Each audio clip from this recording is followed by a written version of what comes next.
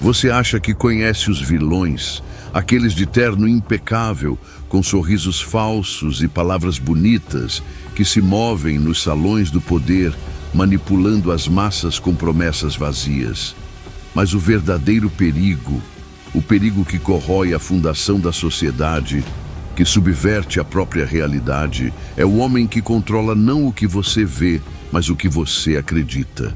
E eu, Marcos Rios, um jornalista que dedicou a vida a desenterrar verdades incômodas, estava prestes a expor o maior segredo do mais poderoso de todos eles. O segredo que desvendaria a teia de mentiras que sustentava seu império. Até que ele, com a frieza de um cirurgião e a crueldade de um predador, decidiu me apagar. Para o jornalista Marcos Rios, a verdade não era apenas uma notícia a ser publicada, um furo de reportagem a ser celebrado. Era uma obsessão, um chamado quase místico. Desde os primeiros dias na faculdade, quando a maioria sonhava com capas de revista, Marcos sonhava em derrubar gigantes, em dar voz aos silenciados. Em 15 anos de carreira, ele havia desenterrado verdades que políticos corruptos e bilionários inescrupulosos queriam ver enterradas para sempre. Suas reportagens sobre esquemas de desvio de verbas públicas, sobre a poluição de rios por grandes corporações, sobre a exploração de trabalhadores em minas remotas, cada uma delas era uma cicatriz no corpo do poder, um lembrete de que a impunidade não era absoluta. Ele era conhecido por sua tenacidade, por sua capacidade de seguir pistas que outros abandonavam, por sua ética inabalável. Mas nenhuma caçada, nenhum escândalo anterior o havia preparado para o tamanho do predador que ele estava prestes a encontrar. Renato Borges não apenas reportava as notícias, ele as criava. Dono do maior conglomerado de comunicação do país, um império que abrangia jornais, emissoras de TV, rádios e portais de notícias online, sua influência era a arma mais poderosa da nação. Com uma caneta, ele podia construir um herói do zero, elevando um político obscuro ao estrelato ou transformando um empresário controverso em um filantropo. Com um telefonema, ele podia destruir uma reputação em questão de horas, arruinar carreiras, descreditar verdades inconvenientes. Para o público, Renato Borges era um pilar da democracia, um guardião da informação, um empresário visionário que moldava o futuro do jornalismo.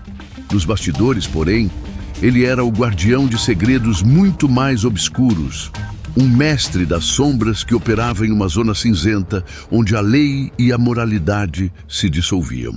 E o mais perigoso de todos esses segredos era sua aliança secreta com o crime organizado internacional, usando seu vasto império de mídia e suas conexões financeiras para lavar bilhões de dólares em transações complexas e indetectáveis. Marcos havia chegado perto demais. Ele tinha em suas mãos documentos, gravações e testemunhos que ligavam diretamente as empresas de Borges a uma rede global de lavagem de dinheiro, financiando atividades ilícitas que iam desde o tráfico de drogas até o terrorismo.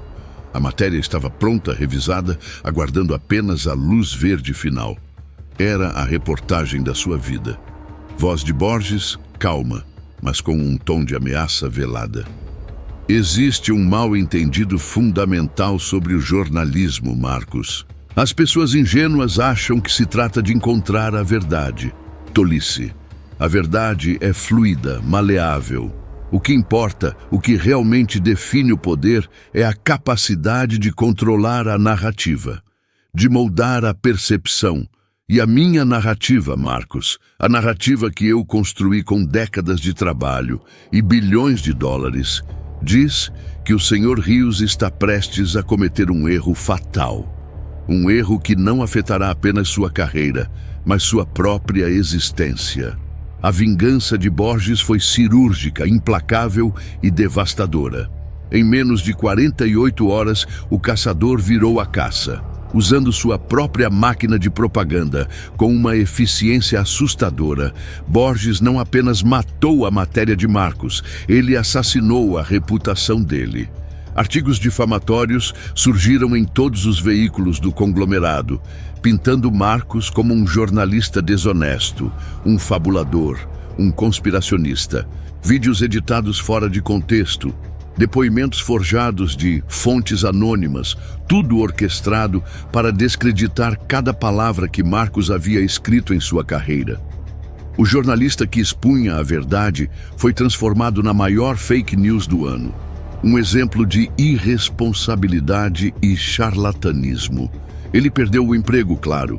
Foi demitido sumariamente, com uma nota oficial que o acusava de má conduta e fabricação de provas. Seus amigos, colegas de profissão que antes o admiravam, se afastaram, temendo a contaminação da doença que era associar-se a Marcos Rios. Sua voz, antes tão potente, foi silenciada. Nenhuma outra redação o contrataria. Ninguém o ouviria. Ele foi apagado. Eles tiraram tudo dele. O emprego que era sua paixão, a honra que era seu escudo, o futuro que ele havia planejado. Mas cometeram um erro fatal. Um erro de cálculo que subestimou a resiliência de um homem que havia dedicado sua vida à verdade. Eles o deixaram com a única coisa que importava: a verdade nua e crua, a prova irrefutável da corrupção de Borges, agora trancada em sua mente e em um backup criptografado. E no silêncio ensurdecedor de sua ruína, na escuridão de seu apartamento vazio, Marcos Rios fez um voto frio e inabalável. Ele não iria mais publicar uma história, ele iria se tornar a sentença. Para o mundo, Marcos Rios estava acabado, um fantasma, uma nota de rodapé esquecida na história recente do jornalismo. E era exatamente isso que ele queria. A humilhação pública, a perda de tudo, o ensinou uma lição valiosa. Para caçar um monstro que vive na luz, que se alimenta da visibilidade e da aprovação pública, você precisa se tornar um especialista na escuridão. Você precisa operar nas sombras, invisível, inaudível, até que seja tarde demais para seu alvo.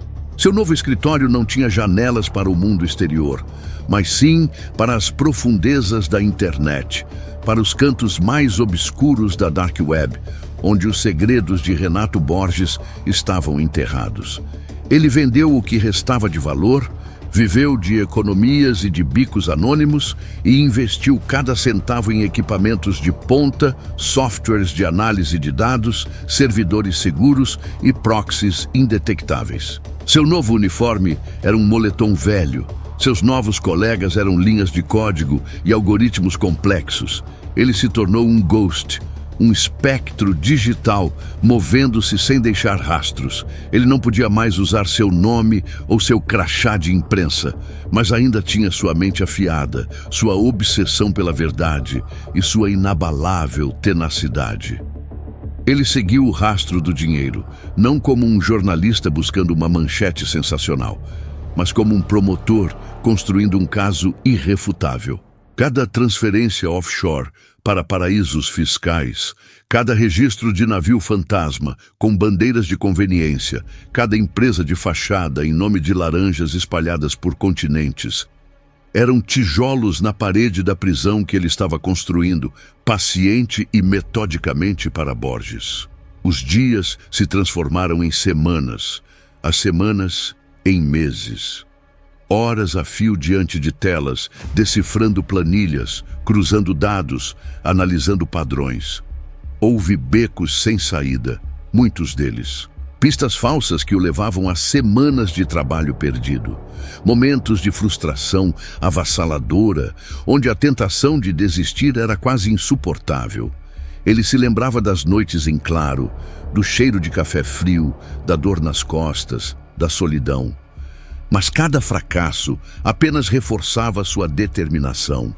Ele não estava apenas buscando justiça, estava buscando redenção. E então, depois de quase um ano de pesquisa exaustiva, de becos sem saída e de pequenas vitórias que pareciam insignificantes, ele encontrou a conexão direta. Não era uma suposição, não era uma inferência. Era a assinatura digital. Um padrão de transações financeiras, um código oculto em um contrato de fachada, uma sequência de IPs que ligava a fortuna limpa de Borges, aquela exibida em capas de revista, ao dinheiro sujo do cartel internacional. Era a prova irrefutável, a bala de prata que ele havia procurado. Mas ele sabia que publicar aquilo em qualquer lugar seria suicídio. A mídia controlada por Borges o destruiria de novo. E desta vez, talvez para sempre. A opinião pública, já manipulada, não acreditaria nele. Então, ele decidiu mudar o campo de batalha.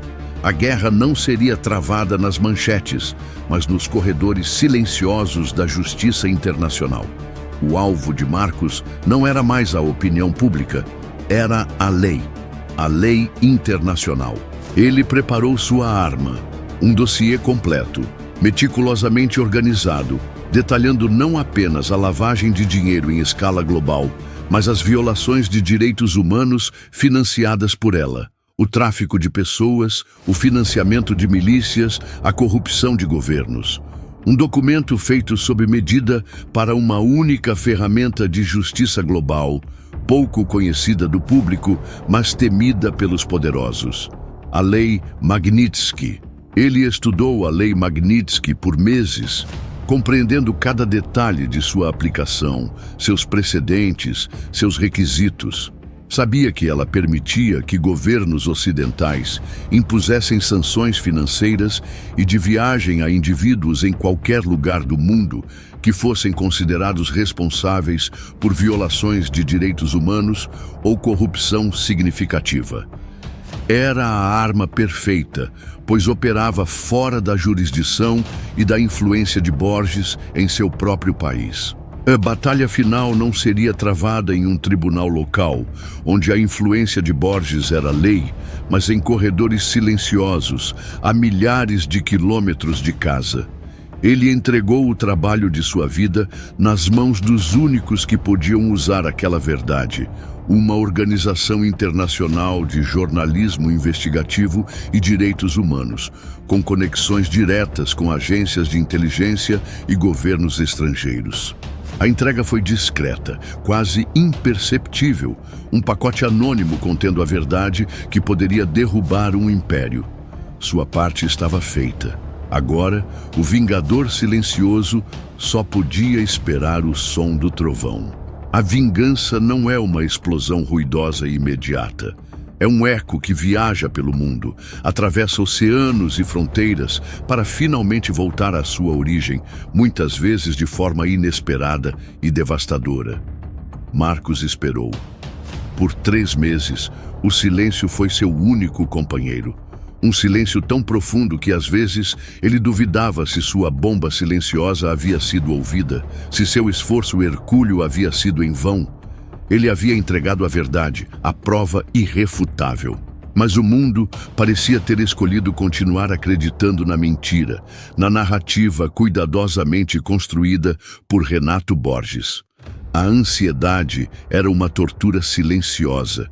Ele verificava as notícias internacionais a cada hora, procurava por qualquer menção, qualquer indício. Cada dia sem notícias era um peso a mais. Será que o dossiê havia sido ignorado? Será que Borges era realmente intocável?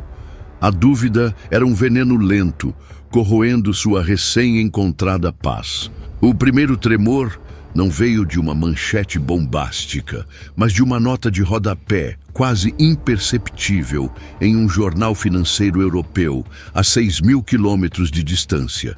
Uma pequena menção a investigações preliminares sobre ativos de mídia em paraísos fiscais. Para Borges, era um mosquito a ser esmagado, um pequeno incêndio burocrático que um telefonema ao senador certo ou a um ministro influente apagaria sem deixar vestígios. Ele sorriu com desdém, certo de que sua rede de proteção era impenetrável. Mas ele estava prestes a descobrir que seu poder tinha fronteiras, e ele as havia cruzado de forma irrevogável. A Lei Magnitsky não pede permissão, ela executa. E o dossiê de Marcos era a munição perfeita. E então o trovão. Não em um tribunal brasileiro, onde sua influência era lei e suas conexões garantiam a impunidade, mas em todo o mundo ao mesmo tempo. Coordenado, preciso, devastador. O Departamento do Tesouro dos Epiurtaesa anunciou sanções. O Reino Unido seguiu. A União Europeia.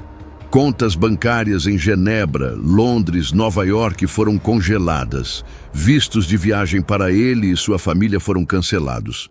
Seus jatos particulares, antes símbolos de seu poder, ficaram parados em hangares. Negócios bilionários, parcerias internacionais, acordos de publicidade, tudo foi desfeito em questão de horas.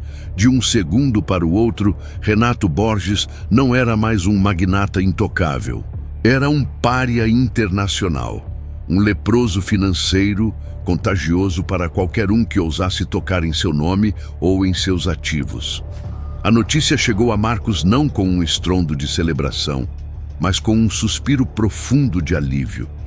Ele estava em seu pequeno apartamento, assistindo a um noticiário internacional, quando a imagem de Borges apareceu na tela, acompanhada de um gráfico de seus ativos congelados.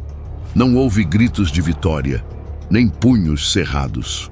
Apenas uma quietude profunda, uma sensação de peso sendo retirado de seus ombros.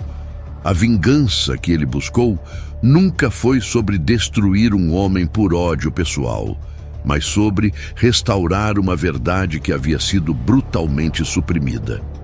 Seu dossiê não era uma arma de ódio, era uma âncora que finalmente trouxe a verdade de volta à superfície, expondo a podridão que se escondia sob o verniz da respeitabilidade. Renato Borges nunca foi preso em seu país. Sua influência ainda o protegia das grades da Justiça Nacional. Mas ele foi sentenciado a uma prisão muito maior e mais cruel. Uma gaiola dourada, isolado em seu próprio país, incapaz de viajar, seus bens internacionais bloqueados, seu nome para sempre manchado pela verdade que ele tentou enterrar. Sua reputação, antes seu maior trunfo, tornou-se sua maior condenação. Ele se tornou um exemplo, um aviso silencioso para outros que ousassem manipular a verdade em escala global. E Marcos Rios? Ele recuperou mais do que sua honra, ele recuperou sua paz. Ele aprendeu que a maior vingança contra um homem que grita mentiras para o mundo, que usa sua plataforma para distorcer a realidade, não é gritar mais alto, não é entrar na mesma arena de manipulação, é sussurrar a verdade no ouvido certo, no momento certo, para as pessoas certas. É permitir que a verdade por si só encontre seu caminho e faça seu trabalho.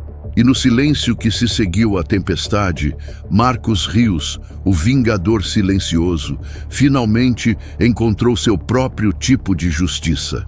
Se você ficou até aqui, é porque essa história mexeu com você. Então se inscreva no canal e ative o sininho, porque temos muitas outras histórias de justiça silenciosa para contar.